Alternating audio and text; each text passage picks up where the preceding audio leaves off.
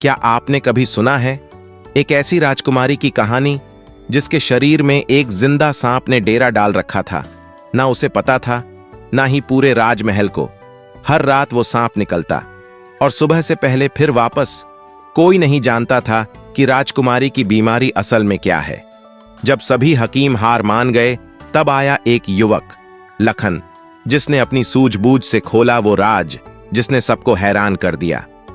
राज्य की सबसे सुंदर और चतुर राजकुमारी चंद्रकला। लेकिन कई महीनों से वो अस्वस्थ रहने लगी थी।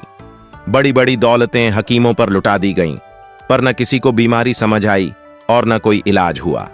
राजकुमारी अक्सर बेहोश पड़ी रहती, आंखें खुलती तो खाली सी लगती, शरीर जैसे निर्जीव हो चला था। राजा बेचैन था और राजमहल शोक में डूबा। उसी समय राजधानी में पहुंचा एक युवक, लखन, एक सरल, शांत लेकिन आत्मविश्वासी नौजवान। लखन ने जब सुना कि राजकुमारी की हालत बिगड़ती जा रही है, तो वह चुपचाप महल पहुंचा और एक कोने में खड़े होकर राजकुमारी का मुआयना करने लगा। शाम ढलते ढलते सब हकीम वापस चले गए। तब लखन मंत्री के पास पहुंचा और कहा, मंत्री महोदय, सभी प्रयास कर चुके, अब एक मौका मुझे भी दीजिए। मंत्री लखन की गंभीरता से प्रभावित हुआ, राजा के पास पहुंचा और उसकी बात रखी। राजा ने लखन से पूछा, तुम मेरी बेटी को कैसे ठीक करोगे? लखन बोला, महाराज, एक रात मुझे राजकुमारी के साथ एकांत में रहने दीजिए, मुझे कुछ समझने का प्रयास करना है। राजा थोड़ी देर चुप रहा, लेकिन लखन की आंखों में आत्मविश्वास देखकर उसने सहमति दे दी। लखन रात को राजकुमारी के कक्ष में गया और कुछ दूर एक कोने में बैठ गया। राजकुमारी अचेत अवस्था में थी। रात के 12 बजते ही लखन की आंखें हैरानी से फैल गईं। राजकुमारी के मुख से एक लंबा, काला और डरावना सांप बाहर निकला। सांप धीरे धीरे महल से बाहर निकल गया, जंगल की ओर। लखन स्तब्ध था, पर उसने खुद को शांत रखा। सुबह होने से पहले वही सांप वापस आया और बिना कोई आवाज किए फिर से राजकुमारी के मुख के रास्ते उसके शरीर में समा गया। लखन अब सब समझ चुका था, राजकुमारी पर किसी नाग का वशीकरण है। अगली सुबह लखन ने राजा से कहा, महाराज, अब मुझे एक और रात दीजिए और साथ में एक तेज तलवार और मिट्टी से भरी बड़ी बाल्टी चाहिए। राजा को आशा की किरण दिखी। उसने आदेश दिया, लखन को जो चाहिए सब मिले। क्या लखन नाग को पराजित कर पाएगा? क्या राजकुमारी को मिल पाएगी मुक्ति? लखन तैयार था। राजकुमारी की शैया से थोड़ी दूरी पर बैठा हुआ, हाथ में तलवार और पास में मिट्टी से भरी बाल्टी रखे। धीरे धीरे रात का सन्नाटा गहराता गया। चारों ओर निस्तब्धता छा गई। 12 बजते ही वही दृश्य दोहराया गया। राजकुमारी के मुख से वही भयानक काला नाग बाहर निकला और महल से निकलकर फिर जंगल की ओर बढ़ा। लेकिन इस बार लखन चुप नहीं बैठा। वह उस नाग के पीछे पीछे निकल पड़ा, अपने कदमों की आवाज तक को नियंत्रित करते हुए। जंगल के बीच नाग का रहस्य खुलता है। नाग एक पुराने वृक्ष के नीचे पहुंचा, जहां कई और विषैले सांपों की फुफकारें गूंज रही थीं। वह कोई सामान्य नाग नहीं था, बल्कि एक तांत्रिक नाग था, जिसने तंत्र विद्या से राजकुमारी के शरीर में घर बना लिया था। वह वहां अपने नाग गुरु से मिलने गया था और बोला, राजकुमारी पूरी तरह मेरे बस में है, बस एक पूर्णिमा और फिर वो मेरी होगी सदा के लिए। लखन ने यह सब सुना और उसकी आंखों में क्रोध की ज्वाला जल उठी। लखन ने पास रखी बाल्टी से उस नाग पर मिट्टी फेंकी। वो मिट्टी विशेष थी, जो साधुओं ने आशीर्वाद देकर दी थी। उसमें नागों को बेअसर करने की शक्ति थी।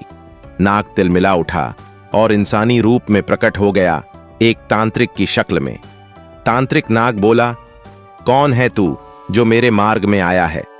लखन गरज कर बोला, मैं एक साधारण मनुष्य नहीं, मैं धर्म और नारी की रक्षा के लिए आया लखन हूं।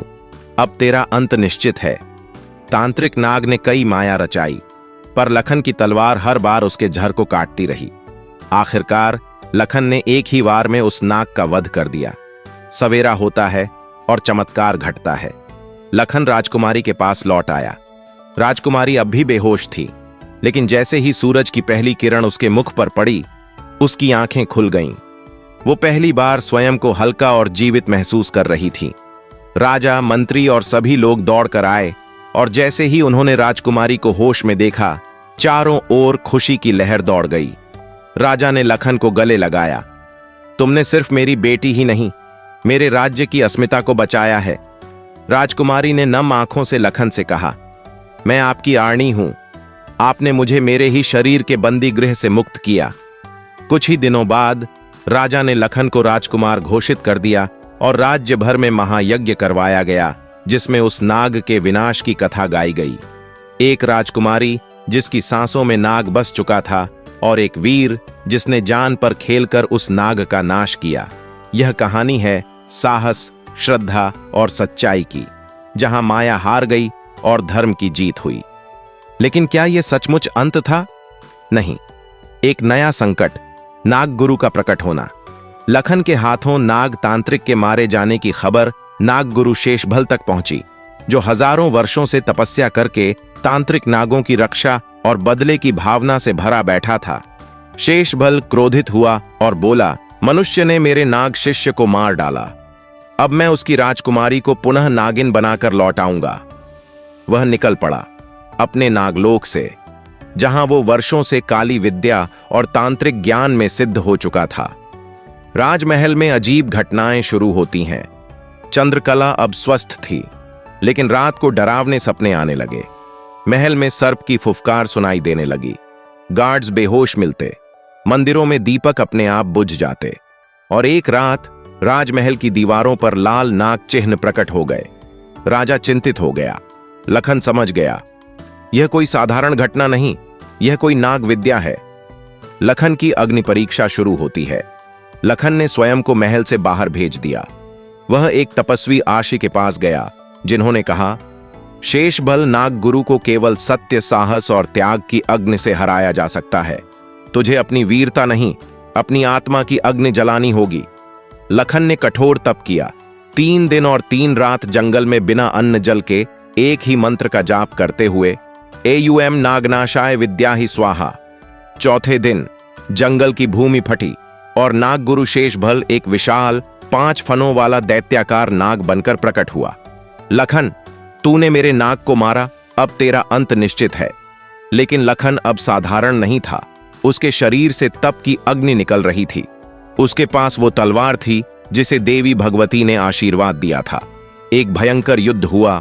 नाग गुरु ने आग उगली, झर फेंका, पर लखन ने हर बार उसे पराजित किया। अंत में लखन ने मंत्रोच्चार करते हुए तलवार से नाग गुरु के 5 फनों को एक ही वार में काट डाला। धर्म की विजय हो, यह गूंज पूरे आकाश में हुई। चंद्रकला अब पूरी तरह मुक्त हो गई। लखन को नाग विजयी की उपाधि दी गई। राजा ने राजसभा में सबके सामने कहा, आज से लखन न केवल मेरी बेटी का रक्षक है, बल्कि मेरा उत्तराधिकारी भी है। चंद्रकला और लखन का विवाह धूमधाम से हुआ। पूरे राज्य में नाग विजय पर्व मनाया गया।